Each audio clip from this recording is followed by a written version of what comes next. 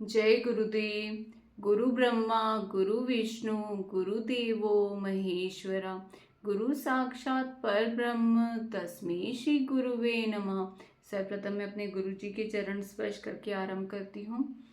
आज वास्तुशास्त्र के इस वीडियो में हम डस्टबिन अर्थात कचरा रखने का पात्र या कह सकते हैं कचरा रखने का स्थान की चर्चा करने वाले हैं कि कौन सी दिशा में और कौन से पद में आपको कचरा रखने का स्थान देना चाहिए, कचरा रखना चाहिए आपको किस पद में किस दिशा में रखना चाहिए, हम उसकी चर्चा करेंगे।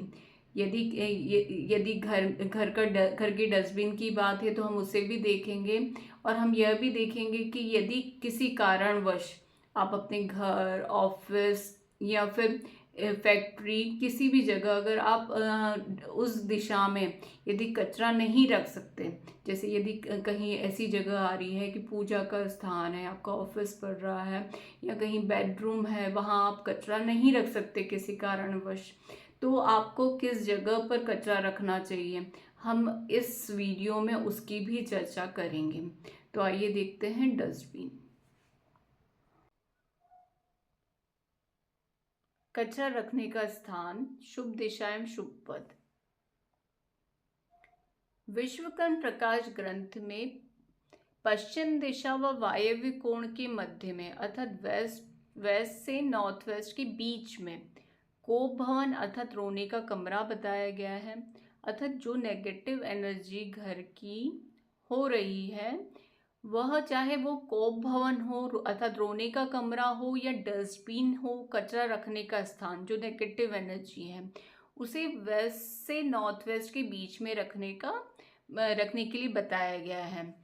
तो उसके अनुसार यदि हमें कचरा रखने के लिए स्थान देना है अर्थात डस्टबिन देना है तो हम उसे पश्चिम दिशा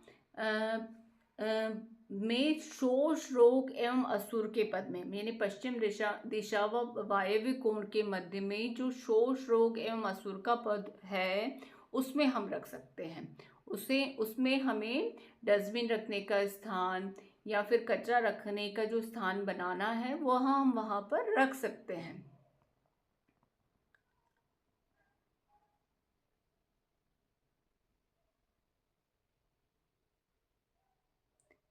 जिसे साउथ फेसिंग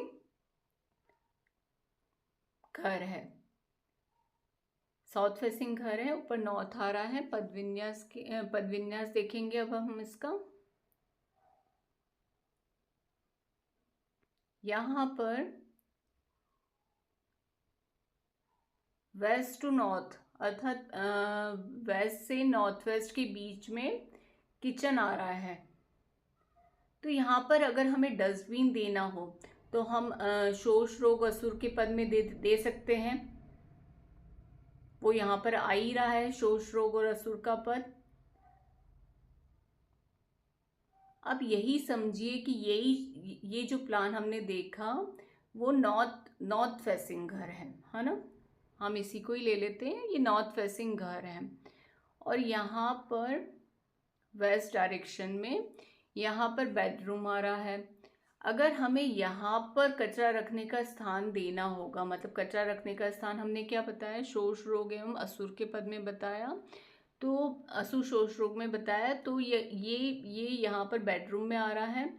अगर यहाँ पर बाहर की जगह हमें कहीं पर कचरा रखने का स्थान देना है या इस कमरे में देना है डस्टबिन हमें, तो हम इस पद में दे सकते हैं, असुर शोष एवं रोग के पद में दे सकते हैं, वो भी दिया जा सकता है।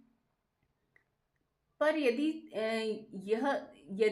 किसी कारणवश आपका कोई ऐसा कमरा आ रहा है या फिर ऐसी जगह आ रही है जहाँ पर आप उस जगह पर कचरा नहीं दे सकते हैं या कन्वीनियंट नहीं है वहाँ पर डस्टबिन रखना, कचरे के लिए स्थान देना वहाँ पर कन्वीनियंट आपके लिए नहीं है, तो ऐसी कंडीशन में क्या करना चाहिए।